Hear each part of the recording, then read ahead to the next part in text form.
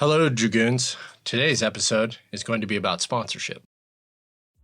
I've experienced how not to sponsor somebody, and I know I don't ever want to see that happen to any soldiers. Sponsorship is a two-way street. There's just people that are not meant to be sponsors at the end of the day.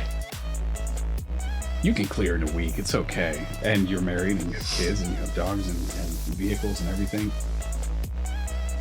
That could have gone a lot better. Yeah. And we're going to be the ones to make it better for someone else. You know, what did they think of their first military assignment? What did they think of 2CR? And I wanted to start this introduction just a little bit different. So I'm going to ask everybody in the studio, close your eyes. All right? I want you to think of the warm air that hits you as you walk through the door. The smell of the warm food, maybe somebody's world famous lasagna. The sound of the family laughing and talking and enjoying being around each other. Everything seems right in the world. You feel safe, secure, and time just seems to stand still. There's nothing like it. Your family is there, and when you see them, you light up. They embrace you and tell you how much they missed you, and there's nothing that has this feeling, and you feel at peace. Welcome home. All right, you guys can open your eyes. How many people actually had that feeling when they showed up to 2CR? Or was it planes, trains, automobiles, processed foods, long lines, screaming kids, and an immeasurable amount of anxiety? This podcast is about sponsorship, how it takes a community to bring somebody into the 2CR family. So before we kind of dive into the podcast, I'm going to let everybody go around and introduce themselves. I'm Kristin Voudouris. I'm the spouse of a service member in 2CR. My name is Sergeant First Class Hollis. I am the sponsorship coordinator for FA Squadron 2CR. I am Sergeant Daniel Chan, and I am the sponsorship coordinator for 1-2. My name is Sarah Burke, and I'm the sponsorship coordinator for 2CR Regiment Headquarters. All right, great. Well, hey, I'm glad everybody is in the studio today. I think sponsorship is something that we try to do a good job, but I don't think it's something that necessarily all the steps, all the procedures, and what is required of our sponsors is properly understood. The reason you were brought in is because you're one of the top sponsorship coordinators for, your squadrons and your different elements. And you've stood out amongst your peers providing kind of that first-class experience for these families that are coming in. Because what you have to think about for sponsorship is sponsorship sets the tone. It starts before soldiers ever come to 2CR, step foot on the German soil. They get the notification of their assignment, they drop in our ACT, and then we start lining that up. If that's not a good process, then it already starts off on the bad foot. And they're already going to have kind of a negative connotation before they even arrive to the unit. So when we talk about culture, we talk about climate, we talk about bringing people into the 2CR family, sponsorship is pivotal. So with that being said, I kind of just want to open it up. Sergeant Hollis, the first question I would have for you is, why do you take being a sponsorship coordinator so seriously? Sergeant Major, I think the reason why I take it so seriously is just because I've seen the negative things that have happened when a soldier comes and they're not supported by their sponsors. And I've experienced it myself. And because I've experienced it myself, I can understand how much of a problem it can be and how frustrating it can be for them. Even before COVID, you take COVID out of the equation, it's stressful. PCS and overseas, even if you're a well-seasoned traveler and you've done it multiple times, lining up household goods, POV, unaccompanied baggage, plane tickets, who's going to take you to the airport, who's going to pick you up from the airport if you got dogs, you got cats, you got monkeys. I don't think people can bring monkeys. But anyway, they maybe can. I have no idea. But the point being is that's a stressful process. And the job of the sponsor is to try to make that easier. And I think we've all had bad experiences PCSing. How about you, Sergeant Chan? You are building from the experiences that you have gone through and the ones that you have heard about. So everybody has a story, or you hear somebody in the PX, in the commissary, or wherever it is, and they're talking to somebody else. And it's like, no, that could not have happened. That person or that sponsor, that could not have, that can't be true. So from experiences like that you hear about, that you go through, or that your soldiers go through, then I'm going to build something new. I'm going to make it better. When I got to Germany, I had kind of a unique position. I was a sergeant major. I wasn't even a CSM at the time, but no one knew who I was. No one knew who I was assigned to. No one knew what I was doing. So when I was going through and processing, just like everybody else, the things that I heard, I was like, oh my Lord, it was pretty unreal. And we don't want people to experience that. It doesn't matter if we're talking first term, second term, third term soldiers, they want to come in and they immediately want to know somebody because it makes it easier. But then also as it goes through time, if they need something, they can reach out. All right, how about you, Sarah? Why do you think sponsorship is so important?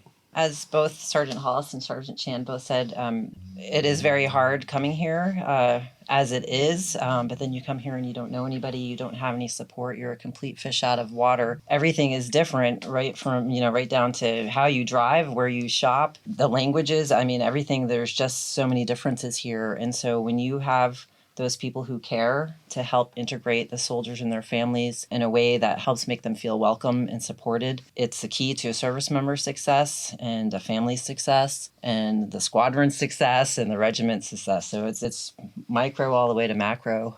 Part of it is predictability as well. They know kind of what is going to be coming, and you're able to communicate to them. For instance, like right now we have EFP coming up. So let's say, we have soldiers that are inbound coming into 1-2 Chan. That's a perfect example. You communicating and the sponsors communicating that, hey, you're getting here this month. Just so you know, in January, we're going to be deploying to EFP. We also need to offer them some predictability because it will set their tone, I believe, for the entire time that they're here. As leaders, we need to do this so that we ensure future generations of leaders do the same thing. Because if Ms. Voudouris, from a spouse perspective, why are you involved with the sponsorship program from a spouse kind of perspective? Why do you see it as so important? Well, as we've all agreed, there's a lot of highs and a lot of lows of what we see, our own experiences. We have a large family. Yeah. And so you got like 6 kids, right? Five. It feels like 6 at times or more. Well, you Some can't of them forget your multiply. husband. Yeah. So that adds a whole other element, a layer of getting kids in school. Yeah. Medical records can be a headache in themselves. So we've had some really positive opportunities to experience what it's like to really be welcomed in. We've also had some moments where there's been a real absence of anyone being aware. And with a large family, that makes a difference. We have decided, me as a spouse reaching out to other spouses within 2CR, that I want to make sure that they have an instant network. Whatever information they need, I can give it to them. Just find out who they are and what do they want to be involved in? What's the information they need to be successful for their time? Do they need to get to the grocery store? These are just real life, every moment kind of ways to support someone. They need to get picked up from the airport from the beginning, but they also need groceries along the way. They need a car seat they didn't realize. So just taking the highs and the lows and really focusing on how can we share with someone else. We want to be the change positive in the world down to every spouse, family that we see coming in. Your husband, he did a podcast with me not too long ago. I just want to say how beautiful it is to hear his side of what you just said and then hear it from your side as well and how much in harmony it is. Because he said the same thing when he was talking about caring for others and how you guys decided you were going to be a team. And not only were you going to make sure that you guys insulated yourselves and your family and have a positive aspect about all the things that you do, but that also no matter where you went, where you found yourself, you were going to be involved and you were going to always try to make it better for everybody else. And it's just really cool to hear him say that and then hearing you say it on the other side. And everyone's called a service member. Yeah. And as a family, we're along for that ride. That's true. The key is service. And so how can we be serving each other? If we're all serving each other, we're going to lift each other up. We're going to make a much more positive experience for everyone. If we are all serving each other, we will lift each other up. Yeah, we pretty much cut the podcast at that. I mean, that's awesome. That was really well said. And I think that ties right into sponsorship. That was awesome.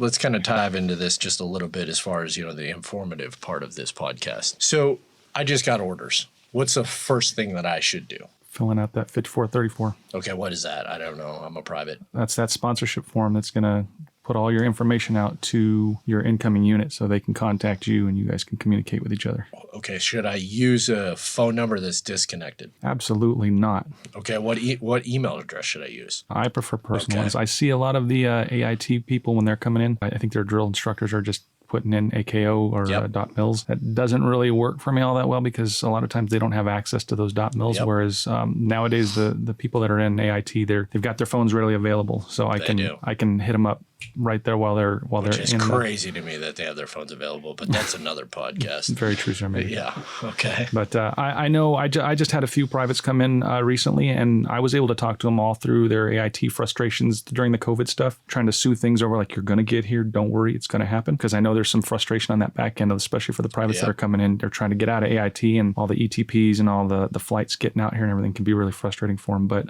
having the personal email and some sort of phone number or something to talk to them makes it a lot easier, I think, for some of the younger people coming in. I remember, email was kind of coming about, the AKO system, enterprise system, when I was a young E5, E6. I got on that about once every couple months. Like, I didn't check it regularly because, I had to either go to a computer lab, or if I could get time on the one computer that my platoon had, but that was trying to, mean mug the tune sergeant off of it so that I could check my stuff. So a personal email is probably the best way to go, especially with us in Germany and not being able to contact stateside numbers. Always the easiest kind of method. So I go through and I fill out all the stuff on ACT and everything else. What other things do I need to consider?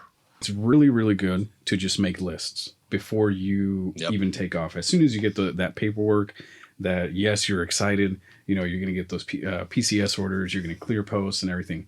You have to take a step back and just breathe. Just be like, hey, I need to plan this out. Yep. When are we going to pack? When am I going to do this? Yes, there's a field problem, and maybe you have an issue with your unit that is like, hey, you can clear in a week. It's okay. And you're married and you have kids and you have dogs and vehicles and everything. Have that time frame. Become knowledgeable. Talking to the sponsors who listen to this, give your people time to make that transition especially to an overseas duty station. It takes time. And once you're here, I've had a lot of fun. If you apply yourself, it'll be good. And you will have fun. One thing I wanted to say is at the end of the day, there's a lot to figure out. And as far as sponsors go, this is not your full-time job. You have other requirements within your squadron that you need to do as well. And it's not necessarily that you're not always trying to be the most helpful. It's just you're not also always going to think of everything as well. The real important part is the communication. Communication works both ways. Sponsors should be communicating with the sponsee and vice versa. I will say, when we came to Germany, we didn't understand timelines, like when you got to do stuff by, like, oh, it's going to take 95 days for me to ever see my household goods again. Did not know that. They didn't tell us that when we went to the transportation office, but now we're able to kind of, timeline things out and say, okay, at this date we need to do this. And, so that on the other side, we kind of see stuff. So it's important to do that. But the communication is really kind of the key aspect of that. From the regimental level, you see, all 7 squadrons. What common mistakes do you see?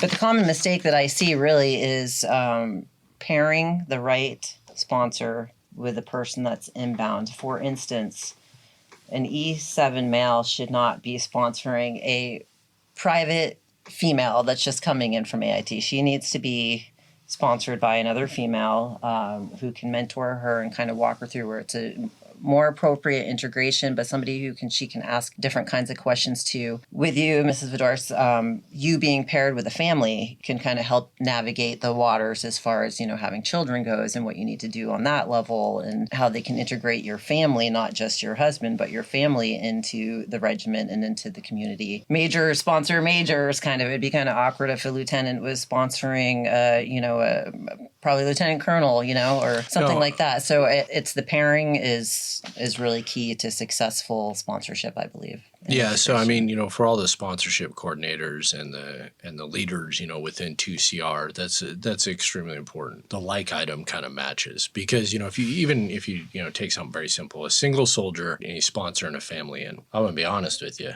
If you'd asked 20-year-old Mike Burke and I was sponsoring a family coming in and they'd be like, well, my kids need this and I need this. And I would have been like, well, you shouldn't have had kids. I don't know what you want me to do about that, I'm just being honest because it wasn't in that mind frame. That's not where my mind was at. That's not what I was thinking about, and that's not where kind of my mind frame was. But, pairing married families with married soldiers and males with males and females with females, just because there can be those questions, there can be that dialogue. It's compounded by the fact that you don't know necessarily who this person is, but you have to try to establish a rapport. And if you can remove the awkwardness of that by it being a like match, it's just going to kind of make that easier. So from the spouse perspective, what do you think spouses can do better on the sponsee side in preparation for coming overseas? Before I answer that, can I tell a funny story about our sponsor? Absolutely. Of course, I won't give any names. Our plane was delayed. Yep. All our luggage was lost. It was 1 a.m. Oh, man. And we had a whole crew getting ready for this enormous family to arrive, and we had nothing except ourselves to get in all these vehicles. And so they're a little miffed that there was nothing for them to pick up except ourselves. And on the way from the airport to our hotel, which they didn't know where it was a left seat, right seat between my husband and the job he was coming into, because he was leaving within a couple days. We're exhausted. This guy's trying to give him the lowdown on his job that he's coming into. Oh, that's nice. 1:30 in the morning. Yeah, that's usually we find the hotel. We get dropped off, and we just crash. So that was a low point with being connected to the right person, or in this case, not necessarily the right person. It was a couple empty nesters, kids out of the house, of course, didn't have any idea with any family, kid, details. That's a recipe for disaster right there. So a lot of us, we have those moments where we think, wow, that could have gone a lot better. Yeah. And we're going to be the ones to make it better for someone else, because nobody should have that kind of experience. Yeah. It's too stressful. I agree. As far as the sponsor, I was thinking when Sergeant Hollis was sharing, the first thing that should happen when orders are given is, if the service member is married, to call the spouse and say, hey, this is where we're going. Because the service member is going to work on all the paperwork and all the details on his end, her end. The wife, the husband, is going to start figuring out what are the relational communication, social media, and we have such a rich network of avenues for spouses. So I think that is a huge piece in the spouses coming, is giving them the links to join this Facebook group. If you're a VilSec spouse, join this group. If you're interested in this, join this group. Just get an idea what's going on. What is life going to look like? That sponsor doesn't need to be the one that answers all the questions, because that sponsor has a job that he or she is doing. And so widen your sphere of information that you need to get. Yeah. And you get a variety of perspectives too. I would say the biggest piece of information I share with spouses is being flexible is key, because as Sergeant Chan said, there's so many pieces that change in a dime. As we were coming here, we were going to go to 2 different locations in Bavaria, and we ended here. It all was changing as we were coming. So flexibility is key. And then the other piece is expectations. Yeah. It's just, what are we expecting? If we leave that pretty loose, then we don't get too caught up. And frustration is going to be a part of it, because it's stressful. When we're stressed, we get frustrated, and then that explodes into negative interactions. You're absolutely right. The service member is going to be focused on the Army systems, making sure all that stuff gets submitted, with the orders and everything else. But there's other things to consider. But I think you kind of laid the groundwork. So now we need to ask everybody, to tell their sponsorship story, good or bad. I mean, I can tell you mine. Mine was pretty awful. As a private coming in, I went to Hawaii. Okay. And I was a private coming to AIT. I had my... Yeah, but you were still in Hawaii, so... that is true.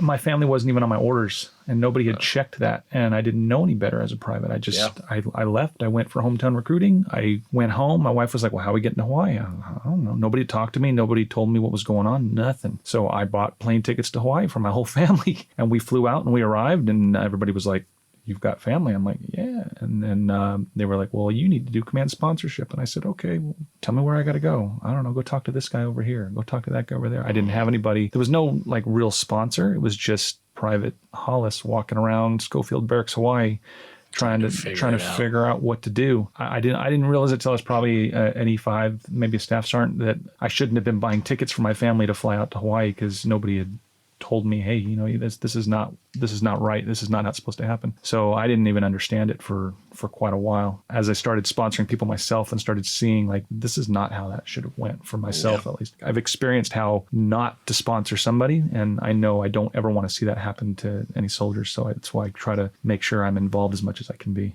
Yeah, definitely don't buy your plane tickets. Yeah. And definitely reach out to your sponsor. We've had people show up with just randomly, and it always makes things difficult, and they never communicate with their sponsor. You know, you do hear a lot of stories, and if you're looking at Facebook pages, you can always see those negative stories. They're out there. It's just one person's experience. Taking that experience and changing it for the better, which is what I do with my job. I don't feel like we had a very a negative experience coming in. I think the thing that I was mostly annoyed about is the grocery store being closed on a Wednesday. And I know, I try. And my husband searching for food, and the only thing that was open was the gas station, and I think he came back with some like gas station pizza. So I wasn't very happy about that because we don't eat like that typically. But I mean, that was the worst experience for me. But I do know, you know, there are those who do have negative experiences. And going back to Sergeant Hollis and Sergeant Chan, they have turned their experiences around for the better, and the things that they do for service members and their families that come in here would constantly communicate with me and connect with me and say, you know, hey, there's somebody at building 244 and nobody's picked them up. I'm going to take them. I'm going to find out where they go and figure it out, or make sure that they are just not feeling like they were forgotten. Yeah. And I mean, you've done this a multitude of times. And I mean, when you reach out to me and you tell me this, it's like, it really does, not to be sappy, but it warms my heart, because to think of being a new person, it doesn't matter your age or your rank, being somewhere and you feel like you were forgotten. What a terrible feeling. But somebody that you feel, you know, is caring about you and taking care of you, it sets a different tone for somebody arriving here newly. I'm going to tell a negative story that I know I was made aware of, and then I'll tell a positive one after Sergeant Chan goes. But so these two soldiers, they come together from AIT, and they're assigned to the same squadron. They show up to 244. There's no one there to pick them up. They go through all the unprocessing, and they do all the things that they need to do. And eventually, you know, the lights start going out in building 244, and, you know, some random civilian walks up to them and says, hey, what are you guys doing here? And they're like, no one picked us up. He's like, well, just walk down the street and just stay at the hotel then. So these young soldiers, fresh out of AIT, and so they walk over to the hotel, they get a hotel for the night, and eventually their sponsor finds them. And he comes in and he's like, I didn't realize you guys were coming in already. He's like, I'll be back at this time to pick you guys back up so you guys can go to your day one in processing. So he picks them up the next morning. He's got to go to some range or something. So he picks them up at 5:30 and he drops them at building 244. And these soldiers stand outside in the rain for 2.5 hours until somebody shows up to 244 to open it up. No breakfast, no nothing, standing out in the rain. You know, what did they think of their first military assignment? What did they think of 2CR? I mean, if I was a soldier in basic training, it didn't matter where, but if I knew I was coming to Germany, you know how excited I would have been? But, you know, how did that probably make them feel? And then arriving here and getting that kind of reception, yeah.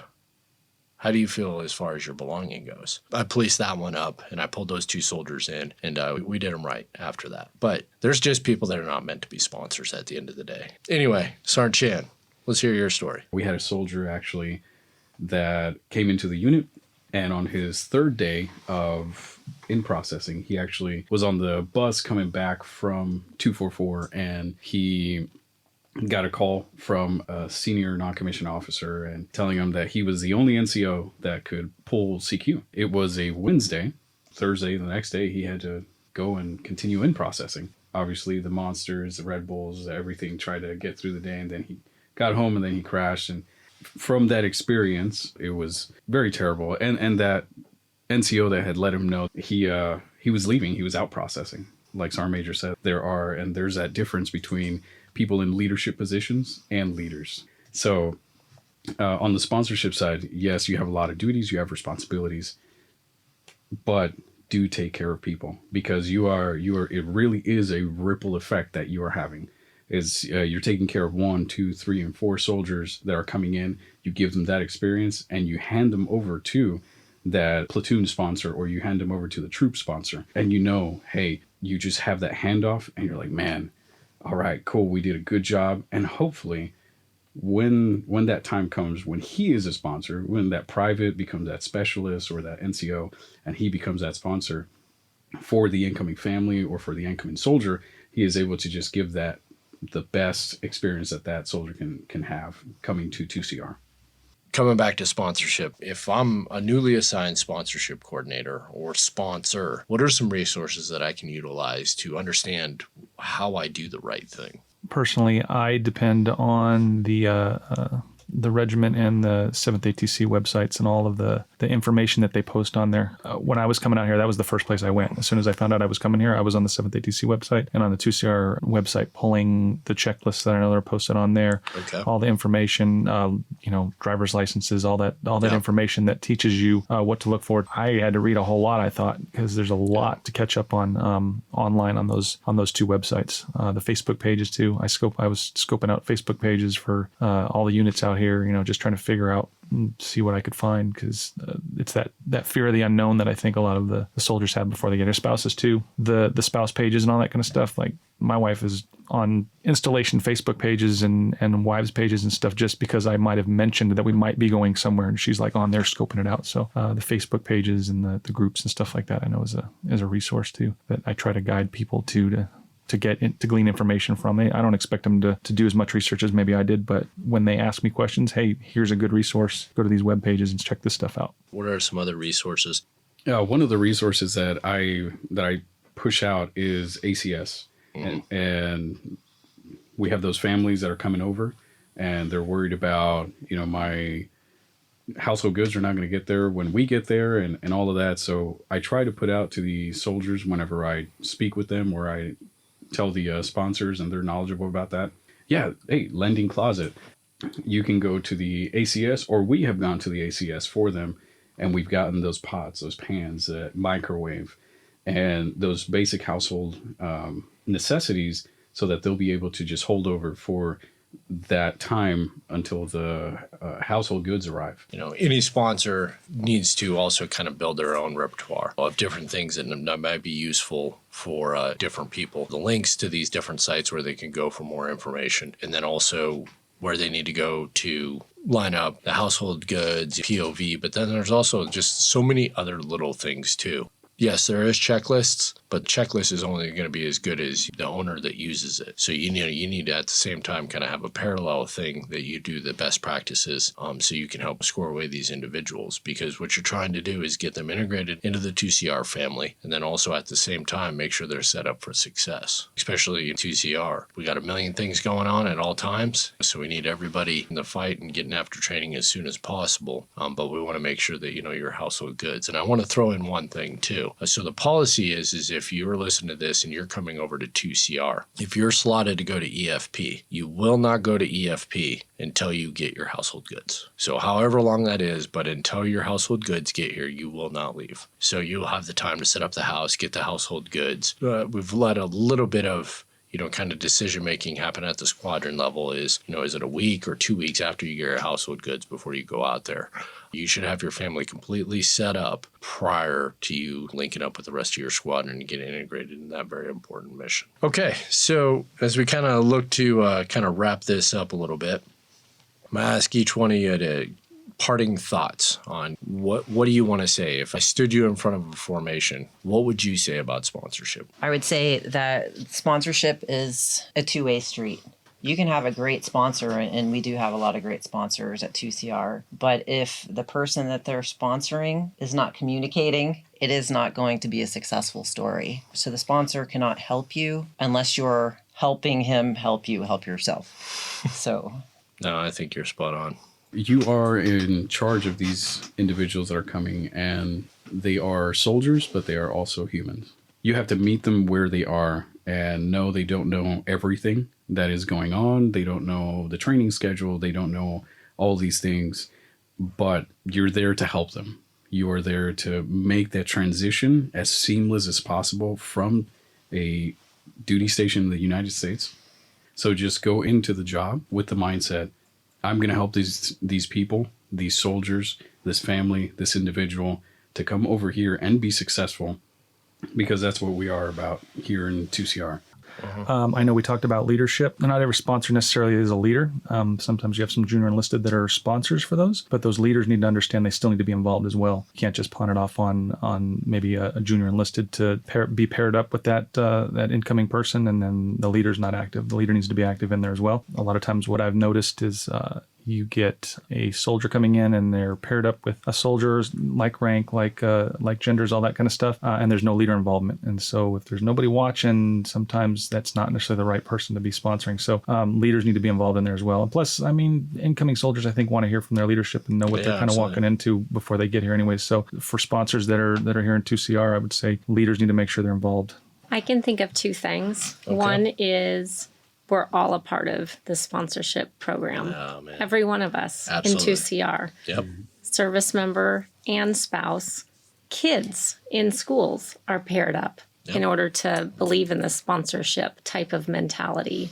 And if we just look around, once that service member and family, if they have a family, comes, they live in our neighborhoods. We see them walking around aimlessly on posts. They look lost. Let's be the ones to take the step and say, hey, how can I help you? Today, there was a spouse with a young 3-year-old. She told me she was going to take the shuttle to go to the commissary, to hire a taxi, to come back home with her groceries. And I said, of course not. There's no way you're going to do that. What time do you want to go? I'll be there.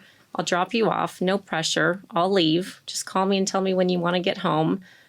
We should all be doing that. There's people everywhere that need help, and let's be the ones to take the step. The second piece of advice that was really helpful for me, and I remind others, give yourself 6 months. It takes 6 months to fully integrate. This is not a normal moving from Fort Drum to Fort Stewart type of move where you can set up shop in 3 months and you feel like you've lived there forever. It takes closer to about 6 months to really feel fully integrated and feel as though this is your home.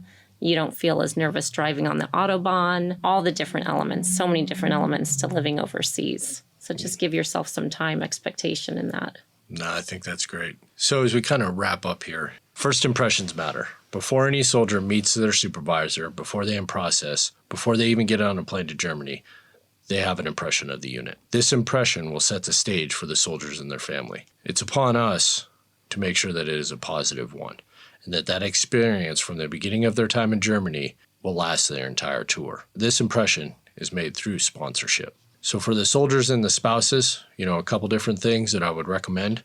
Follow us on social media, 2nd Cavalry Regiment. You can also send an email if you're just not able to get in contact with anybody at 2cavreg@gmail.com. Try to communicate with your sponsor. Also follow the USOG Bavaria webpage where a lot of information is at. At the end of the day, reach out until you make positive contact with somebody if you cannot get a hold of your sponsor. Tell them you're coming into 2CR, and everybody in 2CR will welcome you with open arms, and we'll make sure that you are properly integrated into the family that is the 2nd Cavalry Regiment. This is Dragoon 7, signing off the net.